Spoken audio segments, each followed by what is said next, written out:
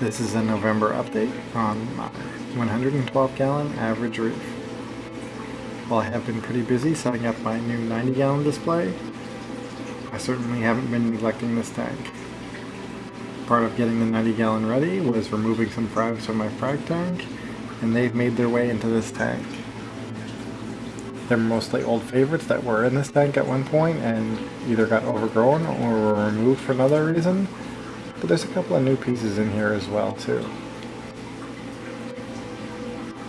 My toadstools are looking fantastic. The polyps are super long. These guys were basically obscured by the green leather prior. Unfortunately, they are splitting, so I'll have some more babies soon. The green leather decided to close up right when I was filming its close-up, but overall the squirrel is doing great in the back.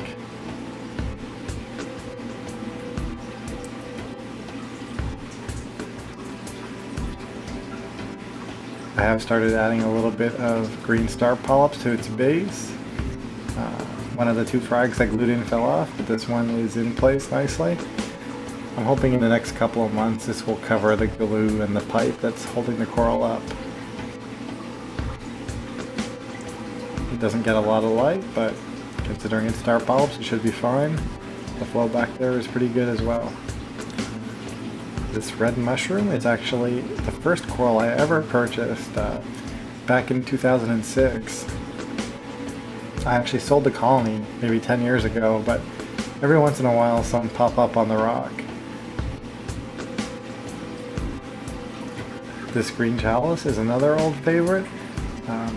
It actually got overgrown by these green frilly mushrooms. You can see a little bit of the dead skeleton towards the back. As it got overtaken, I did frag a few pieces, and now one of them is back in the tank. My other chalices are quickly encroaching on each other. Hopefully they'll be okay touching, otherwise they'll be kept back too. I started a bit of a zoanthid pally garden on this side. Again, these guys were all basically in the tank before and got overgrown by other corals. One bit of alarming news I have noticed is I think some of these astrena starfish are actually eating zoanthids only. They don't seem to touch pallies.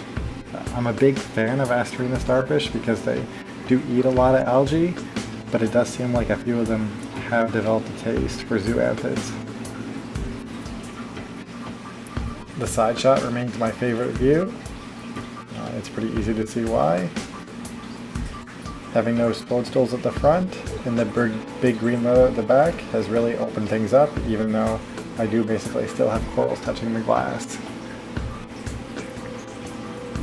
Here you can see where I have corals growing into corals growing into corals.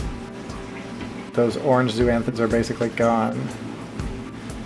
And these red ones are also almost gone too. I'm not sure if it's just the corals growing into each other, or maybe the starfish really are eating only the zoanthids. This hammer is a new coral I picked up from my friend. It's just a teeny tiny frag, smaller than the grandies below it, but in a few months it should grow too. I have cut back some of the die-off on my green acro. You can see it still has good polyp extension, so I don't think I'm going to lose the whole colony. I have moved some of it over to the other tank, so either way I should still have this coral in the future.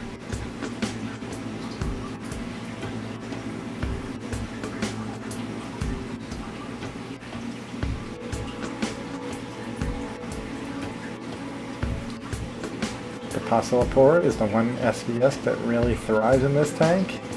It'll be interesting to see how that does in the 90, as I did trim off a little piece of it.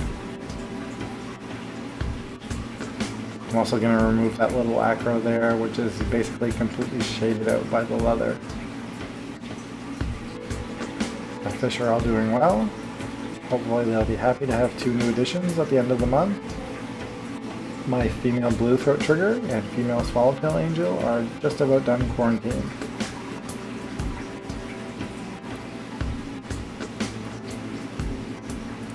Now that I'm not worrying about the SPS in this tank as much, I'm enjoying it a lot more.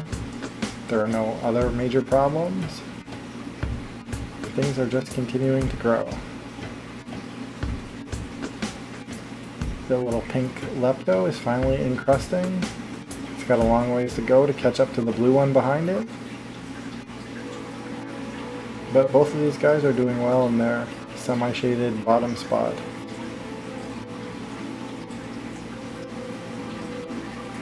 That's about it for this month. When I film the update next month, hopefully there will be 2 more fish in the tank. One other thing, my neighbor's son was over the other day and asking me about the crabs in the tank. I was like, what the heck is he talking about? There are no crabs. But then I remembered I have 2 Halloween hermits in here. Thanks for watching, and happy reefing.